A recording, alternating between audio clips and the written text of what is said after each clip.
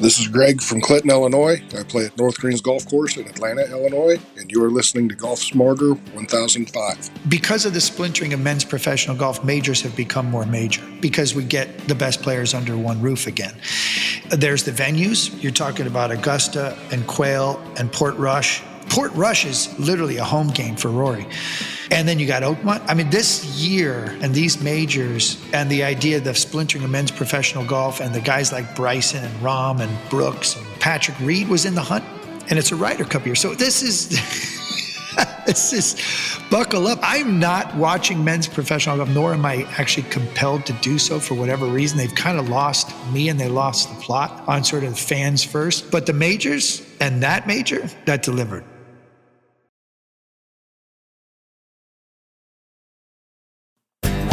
The evolution of golf media, from print to TV to podcast with Matt Ginella. This is Golf Smarter, sharing stories, tips, and insights from great golf minds to help you lower your score and raise your golf IQ.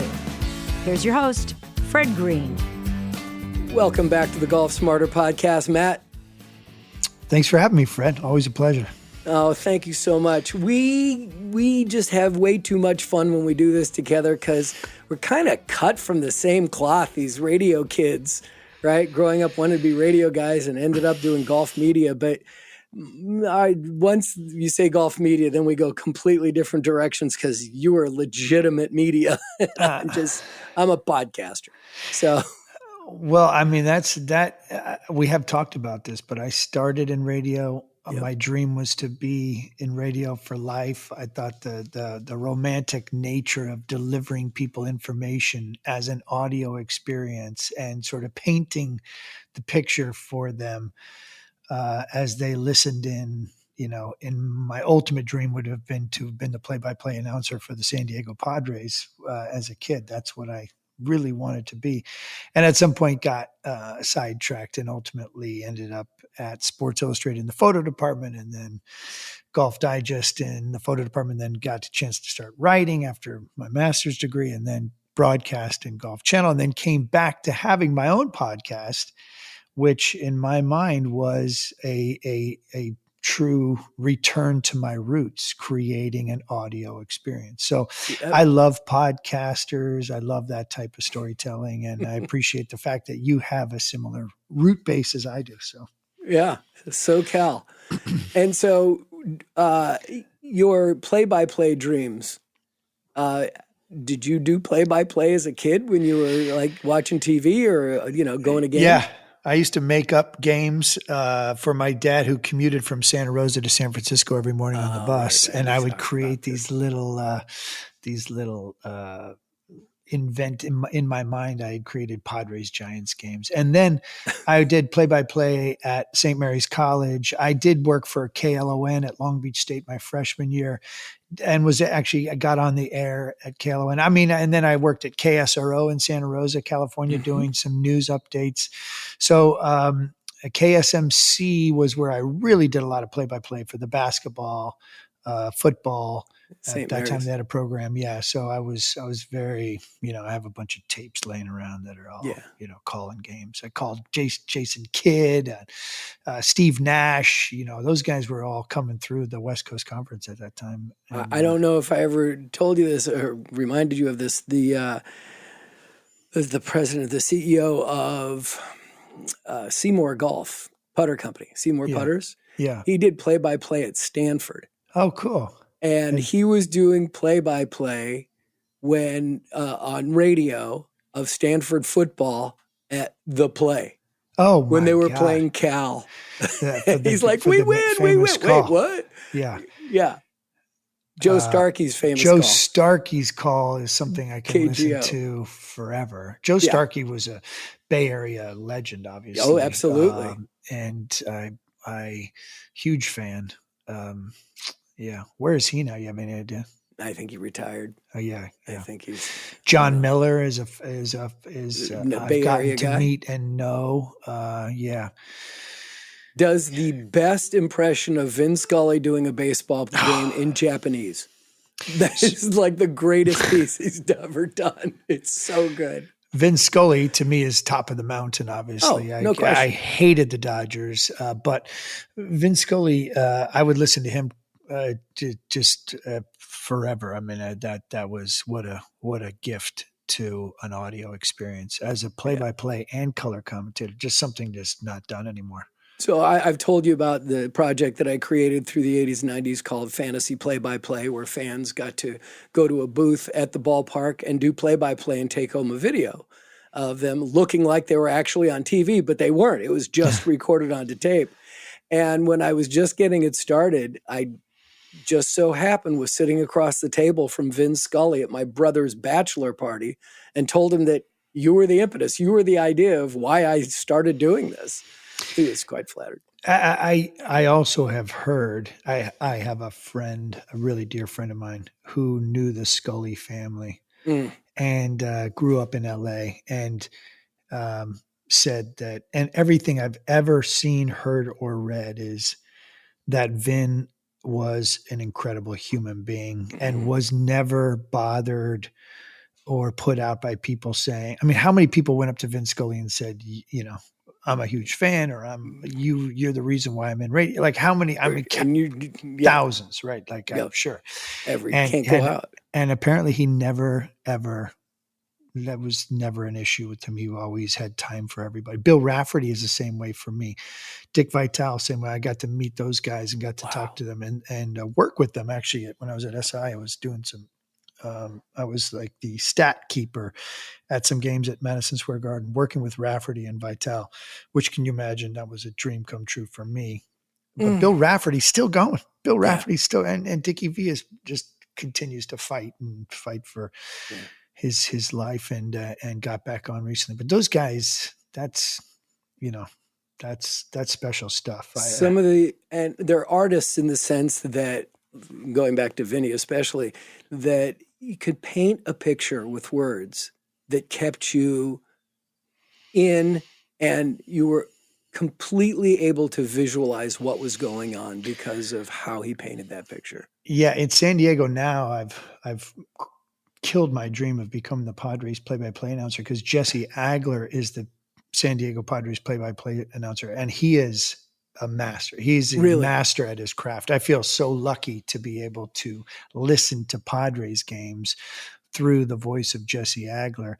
And then, we're talking about Augusta National right before we came on, but didn't we miss Vern Lundquist this year at the 16th hole, and just the dulcet tones of Vern calling the action. Talk about a voice that, made a difference. Yeah.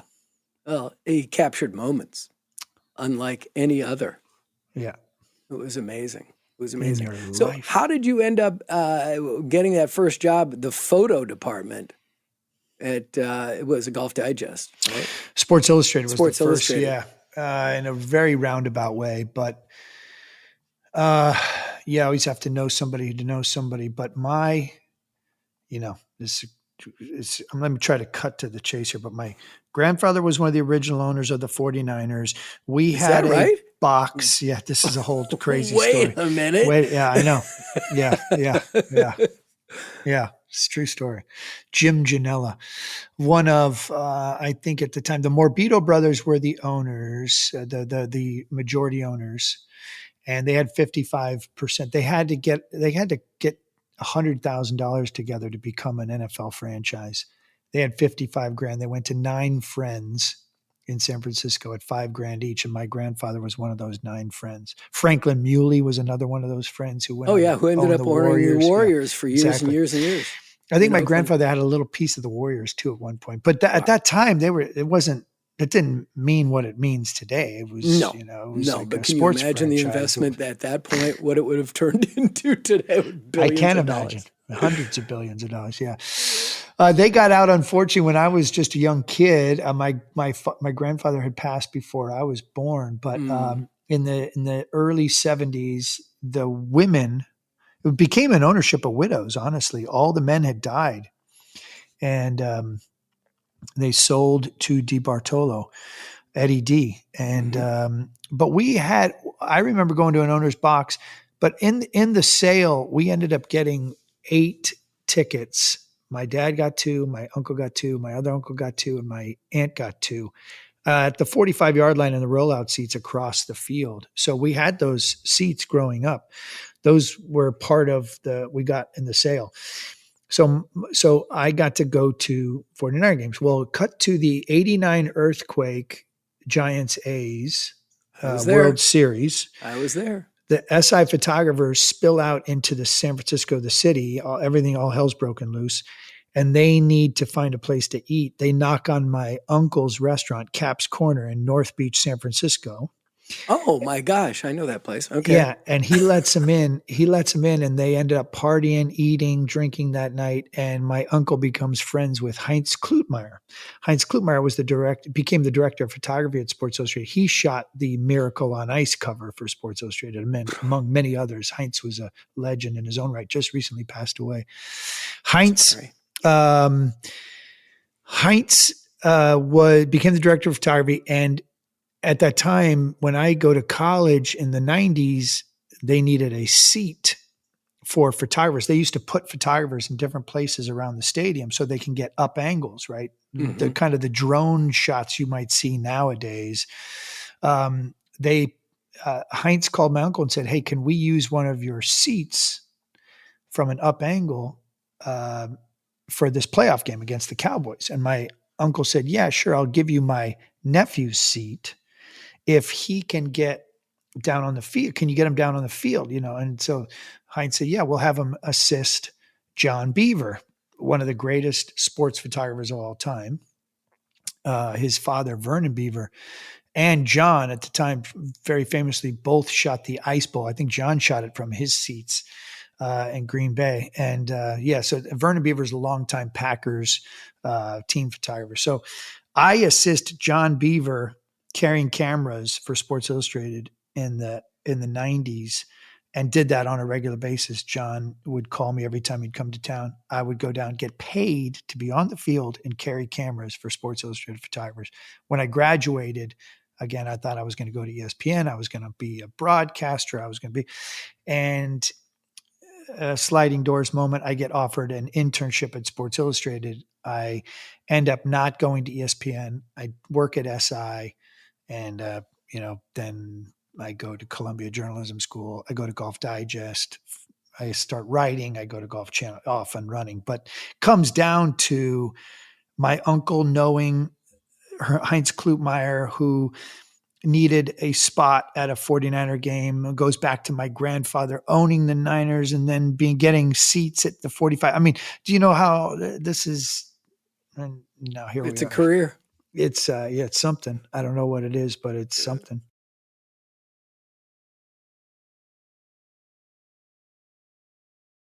Okay, I'm a little bit confused about the progression from growing up listening to Padres games to spending all this time in the Bay Area and having almost his family in the Bay Area. Where's the disconnect for me here? Yeah, just people ask me, I'm a huge 49er fan, but I never liked the Giants. My dad wasn't a huge baseball fan. We went to every 49er game. We didn't go to a lot of Giants games. Did you come up from SoCal to do that? Or no.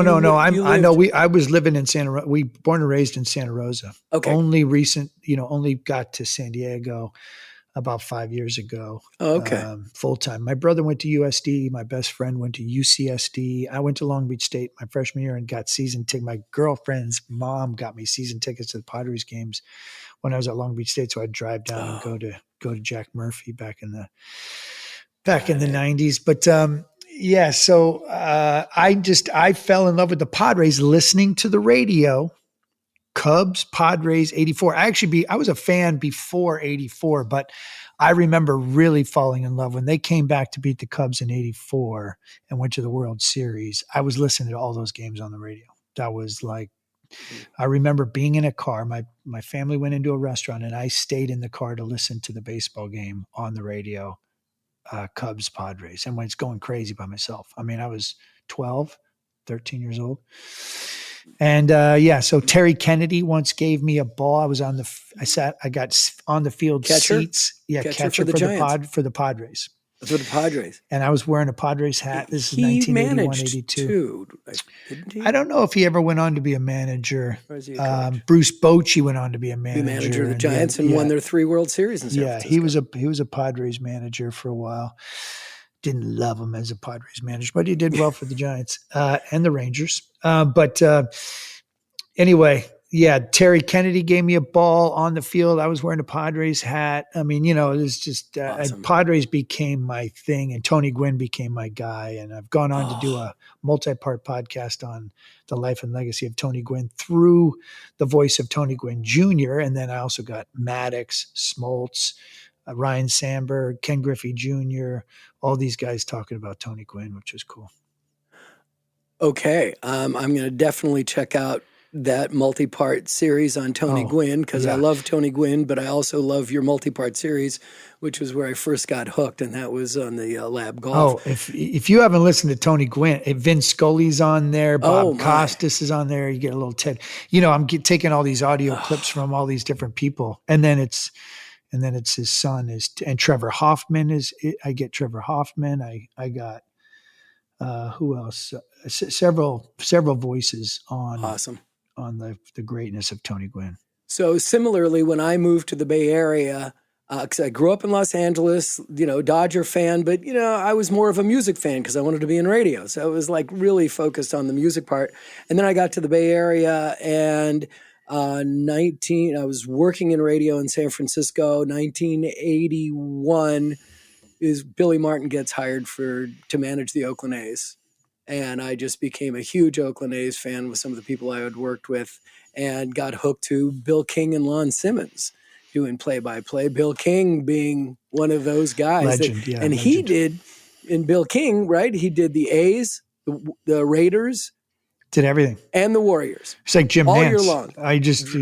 Driving around in his 1967 Rambler all the time. It was cool. Amazing. That's cool. Yeah, Lon Simmons, another great voice. Those guys were legends, man. Oh yeah, absolutely. That's so cool. So really, your progression, starting with your first gig with SI, is all family. It's who you know. Yeah, it got me that internship. Now I will tell you, working for Heinz Klutmeyer, the Heinz Klutmeyer was the kind of guy that would give you an opportunity to have a job, but to keep that job was not easy. That guy was, he was tough. That was very kind, to say the least. I endured. I mean, the difference between how I think pretty much anybody can or does treat employees versus how people treated employees back then is a whole different. It's a completely different thing. It's like the difference of how kids are being raised by parents nowadays. It's just a different thing. I don't know what's right or wrong. I don't know what's good or bad. I just know it was different. And I see the way I was, and I'm not saying I was treated poorly. For the most part, it was fair. But if you did something wrong or if you made a mistake, you were getting yelled at. You were getting chastised in a way that, nowadays you'd go to HR, you'd be like, this is ridiculous. You can't treat me this. You can't, right. I mean, I was been mean to me. Yeah. And and the other thing is I worked 7 days a week, 11-hour day. It didn't for the love of it. Because it wasn't work. I was working, right. I was working at Sports Illustrated. I was stealing letterhead, sending stuff to my friends going, I'm working at Sports Illustrated. Who knows if today's my last day, but I can't believe I'm here. I get to be, at that time, that news weekly mattered. And it was special. Yeah. It was like when I came out of college, my first job was at KSAN Radio. And growing up in the Bay Area, you're probably aware of, but that was the first freeform FM rock station in the country, led the way. And so I was like, I'm here. And then I got to be on the air, and it was like pure heaven. It was great. And we really have been cut from the same cloth. Yeah, and Golf Digest. I mean, to go to Golf Digest was a whole nother, like Jerry Tardy, who's a legend and icon in the world of golf and journalism. He started Golf Digest as an intern and became the executive editor and the czar of all things Golf Digest. He couldn't have been more different. He was the most kind. I mean, if he was upset at you, you would know. But the way he dealt with it and the tone and mannerisms in which he delivered information, the way he managed human beings was night and day versus the SI rough and rugged. SI was like sandpaper, man. I mean, it was no mess around. It was a weekly deadline, but it was, magazine was put together in like 48 hours, right? Over the course of what happened on Saturday, Sunday, then went to bed on Monday, and it was gone. You had to. And this is an era. I mean, people have to understand this is an era where there was no 24 hours news channels, and there was no 24-hour sports channels, and there was no social media. It's like SI is where you went each week to find out what happened in sports that week, other than your local sports newspaper, the sports section of your local paper. Yeah, Sports Illustrated very famously declined the opportunity to buy ESPN, and what a huge mistake that was, right? Like, I mean, that was a big miss. And that was the big turning point because SportsCenter was coming on, but people were still reading their news weekly. Just think about that concept, right? You're getting your news from a weekly publication. Time Magazine, Newsweekly. I mean, all of it was Sports Illustrated, daily newspapers. So it was a different time, and it mattered, and it was the best of the best. I mean, if you couldn't handle it, someone else was coming in to take your job. I mean, it was the best photographers. And by the way, film cameras. So we were flying film all over the country, all over the world on a weekly basis, and having it get, processed. And I was editing film, rolls and rolls of film. All the editors were on light tables with loops. I mean, you were ripping through rolls and rolls and rolls of film every day. Not happening anymore.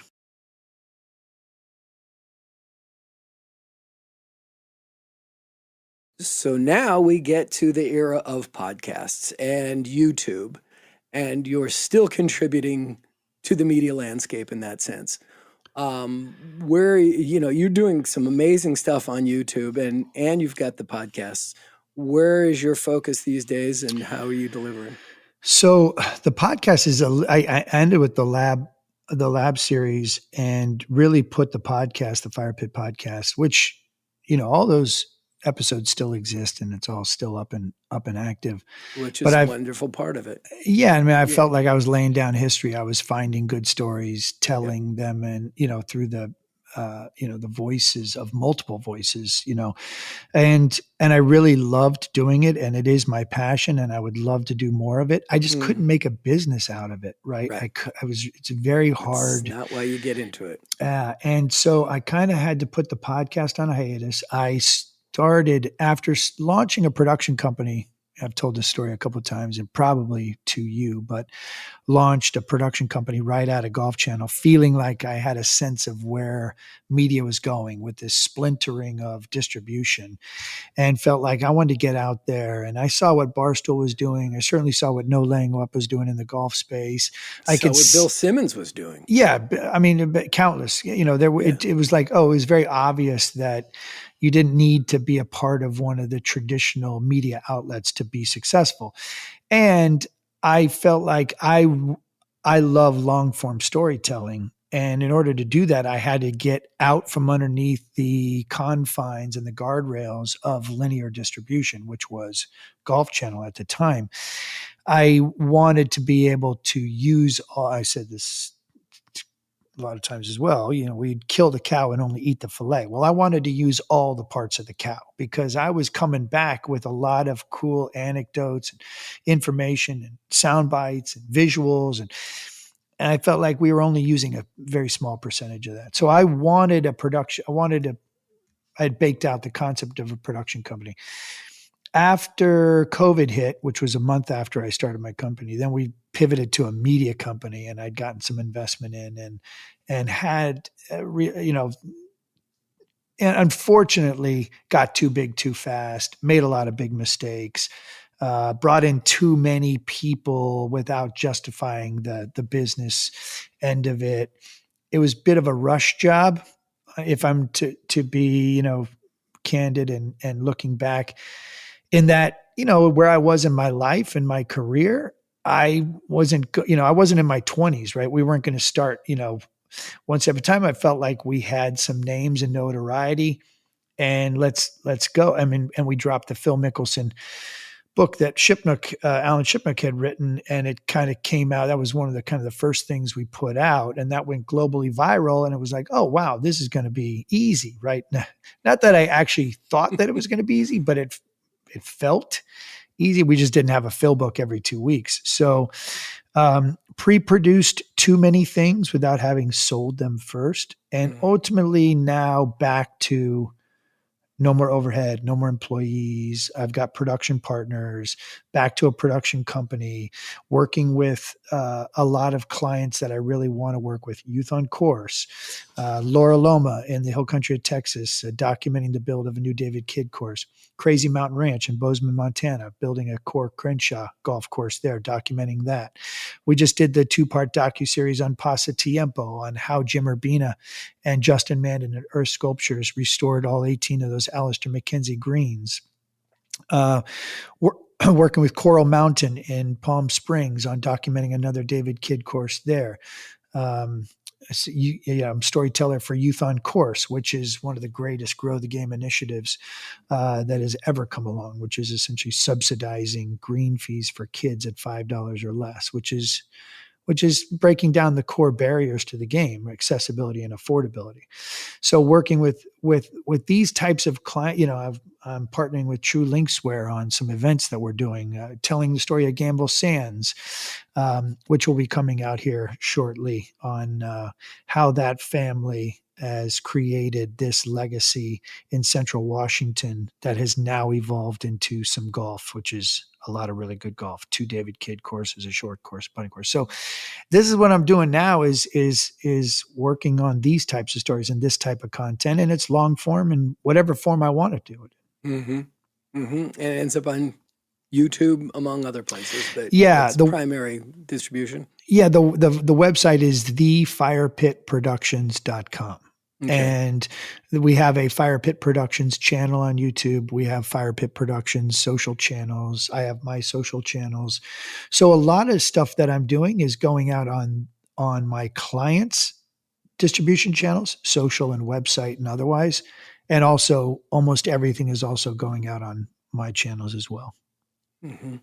So I'm interested in, when they're redoing a golf course, there's a lot of money being spent on the redevelopment of a golf course, and maybe not necessarily a budget set aside for, let's document this thing and turn it into a YouTube piece. What's your pitch? How do you get to that? That's it. There it is, right? That's the no shock that you cut right to the heart of the matter. But that's what I'm trying to explain to these decision makers, that you can never go back in time. Oh, we got a guest, special guest. I just got a special guest. My granddaughter's leaving right now, and so she got to say goodbye. But I'll see you in a couple days. I love you. Bye. Look at those big blue eyes. I think she's gorgeous.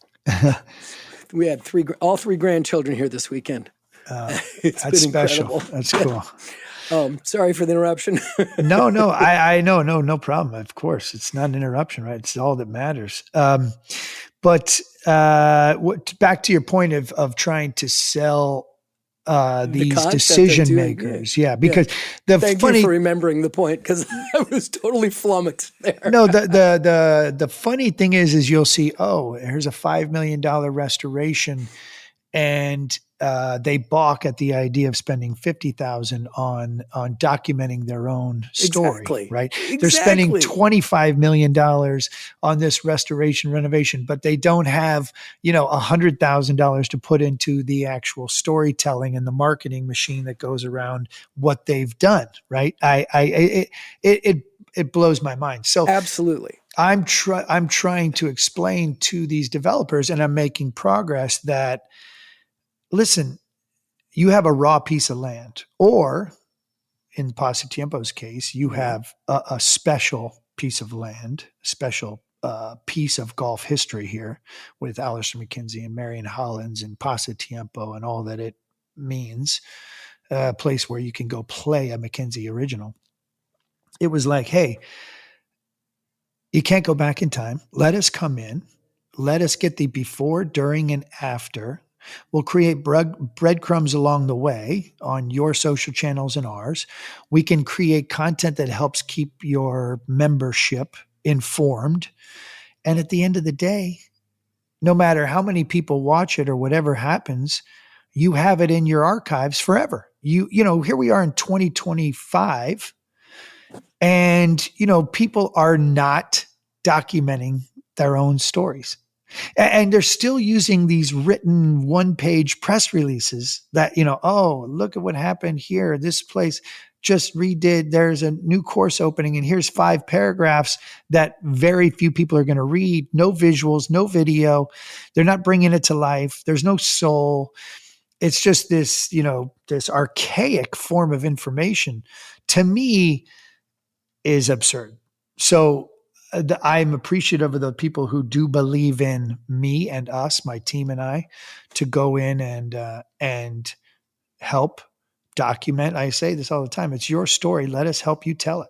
Yeah. And that becomes material for the marketing teams, the sales teams, the people who are trying to sell greens fees. So Golden Gate Park invested in us, Pasatiempo early investors. Gamble Sands invested in us early. A couple of these people took chances on us early, and it's, one brick at a time, we continue to gain more momentum and more clients. But when the pitch gets going and you're like, okay, so how much is it going to cost? And you give a number, whether it's 50,000 or 100,000, it's like, for what? Who? What does that mean? Where are you coming up with those numbers? Yeah. Right? It's all about days and deliverable. Yeah. And we've gotten much better at explaining its number of days and what do you want to be delivered. So you're going to own this raw material. So that's at the base. That now, at Golf Channel, we used to come through, tell a bunch of stories, but Golf Channel owned it. Right. They were left with nothing. And, now all these places have their own social channels. They have their own websites. They have their own archives. They want to have a piece of that action. So what I was seeing, and that was an issue for me, was like, how can we make sure that they own their own story? At the very least, you're going to own your own story. Right. Now, do you want a long form piece? Do you want multiple, Hero, Hub, and Hygiene? So Hero is the long form. Hub is the kind of the 2 to 3 minute versions. And Hygiene is the social version. So to me, I'm going to deliver options. Yeah. Well, you're always going to get a Hero, and you're going to get some hubs, and you're going to get some hygienes. How many of those, how long do you want the Hero? That'll dictate how many hubs and hygienes you get. How many stills do you want? How much raw interviews do you want? How many people do you want us to sit down? How many days are we going to be on site? How many trips are we going to make? That's all going to determine how much that we charge.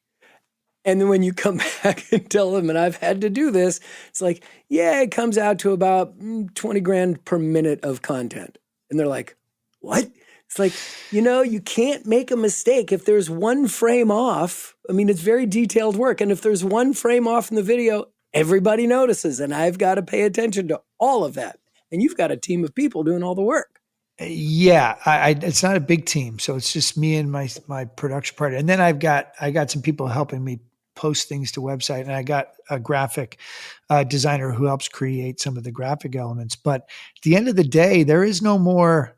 I at one point, or Fire Pit Collective was up to like 15, 16 employees. Now it's me. And I have a key. Joel Weeb is based in Seattle. He is my production partner. So he does the shooting and editing, but I got to go through and create the scripts and write the scripts and find the bites. And, I mean, that's storytelling to me. I still, and the reason why I can't afford to do the podcast is the way I did podcasts just took too much time. I mean, 25 interviews for the lab, 9 episodes, to be able to piece that all together. That took me, I mean, that was weeks of. And you told me you did it in longhand. You didn't even use transcriptions and stuff. I don't like using transcriptions because I have to listen back over and over, and that way I know the story. See it. And like, I need to place this here and put copy and paste everywhere. Yeah, no, I don't transcribe any interview. I listen because I listen to it once, and then I listen to it live, obviously, when it's happening. Then I listen to it again. Then I start forming a story, and I listen. By the time I'm done with an interview that then becomes a story, it's always at least 3, 4, 5, sometimes 6 times. I can get to the point where I can recite. I memorize the interview. Yeah. And that's why I love just doing these interviews as is, throwing them out there, having interruptions from the grandchild, right? I just put it out there. I'm not going to spend, I mean, I can create 1-minute pieces out of it, but I'll let somebody else do that. Yeah. Right? And I get it. And that's obviously, it's a much more cost and time effective way of creating a podcast. I mean, I listen to Smartless, right? Those guys are great. 3 guys, 1 guest, good conversation, cut, send. You know what I mean? Like, and I get it. I just can't bring myself to doing that. I can't do it. I feel like the minute I hear them say another name or they go down the story, or that I have my instincts to get another voice, another perspective, I have to keep layering in. And then that to me was the way I loved doing it. Now that was just me, but it also meant that in order to afford to do it, I could. Didn't make sense. No, not if I'm independently wealthy and it doesn't matter. I'll go back to doing that, and it'll be my passion project, but I can't afford to just have passion projects anymore.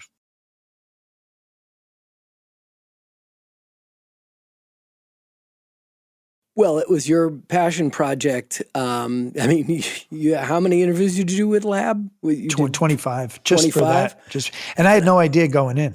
And I took a small handful of them, and Mac Barnhart's been on the show multiple times because I heard him on your show. And now he's become a friend, and had him on and met up with him when I went to the Masters. And and then other people as well. Some we had scheduled, it didn't work out, it didn't matter, but your series was a great source for me of great content, of just letting people go. Yeah. So thank you. There was a lot of great people talking about that story. And again, it all started with Lucas Glover, essentially curing his yips by way of Lab, and then so many people getting involved. And then the simultaneous story of Lab and the intersection of Lab and Lucas, and then that transformation of his professional career because of Lab is amazing. And I don't know if you noticed, but this year during the Masters, the Golf Channel was on, and wait a minute, there's an ad for Charles Schwab about Sam Hahn. Did you see that? I did not see that. I was like, oh my God, they're doing a Sam Hahn. It's a Schwab commercial? Whoa. Is it because he's a game? Are they going to do a series on him as a game changer series? I don't know if they're doing a series, but they, it was clearly him, Sam Hahn, Lab. Yeah. Wow. Yeah. Sam's the man.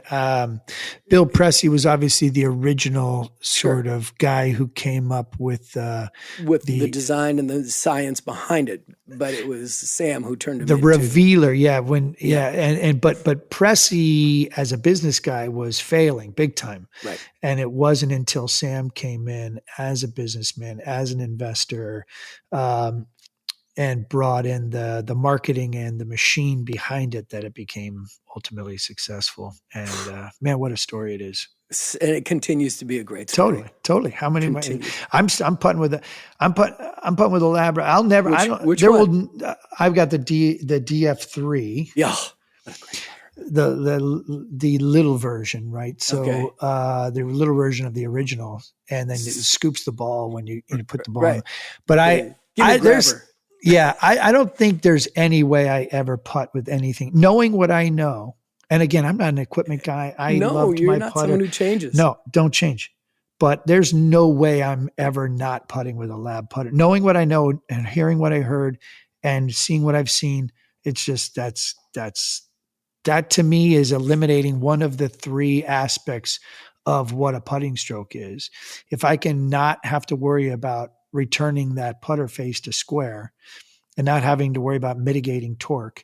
And now I'm just trying to figure out, a line and pace. Those are, if you're, that to me is I think I can figure out line and pace, or at least I can give it a go. Not having to mitigate torque in that putter face it's eliminating one of the true sort of variables of what's going on every time you take the putter back. Okay, I'm sold. Oh, that's right. I already have 4 lab putters here. I only need one. Need one. I'm using the Oz One now. The Adam Scott design. Cool. So you mentioned before that Fire Pit Collectives, firepitproductions.com, thefirepitproductions.com, doing events. Tell me about that. Yeah. So, just on the back end of these production partnerships that I make. So at Pasa Tiempo, we're putting out a bunch of content at Pasa Tiempo. Let's have an event. Come play the place I've just been telling you about. Gamble Sands, we're going to have a bunch of content. We're gonna have an event at Gamble Sands. Laura Loma in Hill Country, Texas. I'm really trying to figure out a way to have an event at Laura Loma, so you're going to see the David Kidd course being built. Come out and play it, experience it. David Kidd be there. That Awesome. Music. I host a buddies trip every year called the Uncle Tony Invitational at Bandon Dunes. We've gone to Pinehurst. We've gone to Sand Valley. Someday we'll go to Ireland, for a big anniversary, but we go to Bandon Dunes. And at the Uncle Tony Invitational, I've learned about what people want in terms of an experience, a trip. I always try to bring someone who plays live music around the fire pit. I like having a competitive round in the morning and a fun round in the afternoon that is a tournament within the tournament. And so I'm building all of that I'm bringing the Uncle Tony Invitational and the production partnerships and making that, we were calling it bonfires. Right now we're on the verge. I'm having a meeting today in about 45 minutes with True Linkswear, and I'm going to partner with them.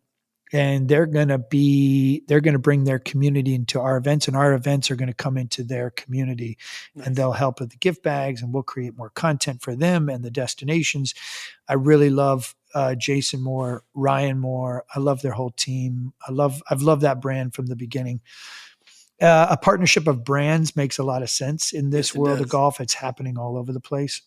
So if I can partner with them, and I think we're going to be calling them Enjoy the Walk Gamble Sands. That's their tagline.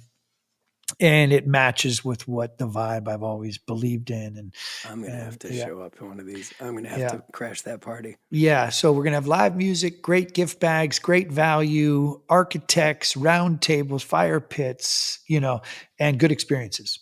Awesome. And we'll keep them small. I want to keep them. Define small. Let's say 40 people max, 20 teams of 2. Wow. Okay. That would be my sweet spot. If there are 24 teams of 2, that's still great. Yeah. That's ambitious. That's awesome. 20 teams of 2, 24 teams of 2. If Uncle Tony is 12 teams of 2, so 24 people that's feels intimate and special. But it's probably gonna be a little bit bigger than those. All right, let's make a turn here because you mentioned Vern Lundquist earlier as we were talking, and you missed him at the Masters this year. But where do you rate this year's 2025 Sunday at the Masters on television? It is so rare for a Sunday at Augusta to meet expectations. I mean, because people's expectations when they see Bryson, Rory, or Phil, Tiger, or what, John Rahm, Scotty Scheffler, it's very rare that it meets expectations because one guy goes the other way, another guy runs away. They got a 4-shot lead, or some guy comes from nowhere, and it's always like, darn it. Then to exceed expectations, to exceed the expectations of a Sunday at Augusta in which Rory and Bryson are in the final pairing. And within the second hole, a 3-shot lead is gone. And we got Bryson is in the lead, 2-shot lead. So then it becomes a 3-shot swing. Bryson is in the lead. The second hole, I mean, the guy that had 2 double bogeys on Sunday beat the guy that had 10 natural birdies. Wow. Justin Rose made 10 birdies, 4 pars, 4 bogeys, and lost. Rory McIlroy had 4 double bogeys that week. That never happened. You don't make 4 double bogeys and win the Masters. He made 2 on Sunday and won. Every time he made a mistake, he recovered. The same guy who put it in the water from 86 yards, 2 holes later hit a 210-yard hook 7-iron to 8 feet. Now, he didn't hit the hole with the putt. He still made birdie. But this is the same guy. The same guy who bogeyed from 120 yards at the 18th fairway on the 76th hole is the guy who birdied on the 17th hole and knocked it to 4 feet. I mean, what? It was mind-blowing. It was probably some of the greatest golf television ever broadcast. Paul McGinley said it best, and I think we've all known this for a long time, and we've seen this for a long time. But Rory cannot play defensive golf. He's a horrible defensive play with the lead golfer. Yeah. I was live tweeting during the whole process. We always knew Rory was going to probably have to come from behind in order to break through and win the Masters or another major. He was going to need to be the chaser because he's just better that way. And so he literally sabotaged his own success throughout that final round in order to set up the scenarios in which he was then coming back and overcoming those failures. But that's over time. I think he developed that thick skin and that ability to do that by the amount of failures. To his credit, he's become better at overcoming failures. He's already won 3 times this year, by the way. Yeah. He already has a Players and a Masters. And now you've got Quail Hollow, which he loves. We know Royal Portrush, that's like a home game for him. And you've got Oakmont, which favors long and straight. I mean, this guy literally might go on a heater in which, unlike anything we've ever seen. I mean, this is Rory McIlroy. We put him to bed for almost a better part of a decade thinking, well, I guess the game and the pressures and all this stuff is just too much for him. Maybe it's not. Yeah. Well, when this podcast is published, let me just say, as we're recording this podcast, there's still 2 more majors coming that we'll not know about. And for any of it to exceed the expectations and to deliver what the Masters did this year, the Masters is going to be talked about for decades to come. And hopefully there's more to talk about of what what has transpired in the last 2 majors. That we just finished one, again, as this gets published, we've just finished the 3rd major of the year. But this is something that can be talked about. And it's partly why I don't like to talk about golf events on a podcast because it's old news. Well, if this plays out the way it could, I mean, the other thing, Fred, and to talk about it from 30,000 feet, in majors, because of the splintering of men's professional golf, majors have become more major, right? That because we get the best players under one roof again. And so there's a little bit of that. There's the venues, right? I mean, you're talking about Augusta and Quail and Portrush. And again, Rory has shot 61 there when he was 14. I mean, Portrush is quite literally a home game for Rory. And then you got Oakmont. I mean, this year and these majors and the idea of the splintering of men's professional golf and the guys like Bryson and Rahm and Brooks and guys, Patrick Reed was in the hunt. Patrick Reed almost won this tournament. That was crazy. And then you have, and it's a Ryder Cup year. So this is, this is buckle up. I'm not watching men's professional golf week to week. It just is no longer. And I'd much rather go, I got a 7-year-old who's playing baseball. I got a family. I got a lot going on. I'm not sitting around watching a lot of men's professional golf, nor am I actually compelled to do so for whatever reason. They've kind of lost me and they lost the plot as far as I'm concerned on sort of the fans first. But the majors and that major, that delivered. Really did. Well, Matt, I could keep going and we could keep going, but we will at some point and do it again. But I just want to thank you for helping me celebrate getting up to 1,000 episodes and continuing on. There was a small You've done group 1,000 episodes? This is episode 1005. That's tremendous, Fred. That's congratulations. That's incredible. That's really cool. That's a lot of work. It's a lot of conversation. It's a lot of dedication and preparation because I know you don't just wing it. So good for you. Congratulations. Keep going. Why stop now?